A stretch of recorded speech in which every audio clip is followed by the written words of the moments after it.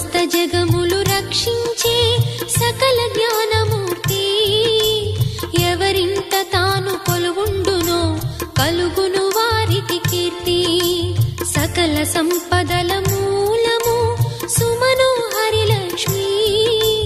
శ్రీ చక్రవాసిని మాత శ్రీ విష్ణు ధర్మ పత్ని తనని నమ్మిన భక్తులకు దరిద్రమును బాపు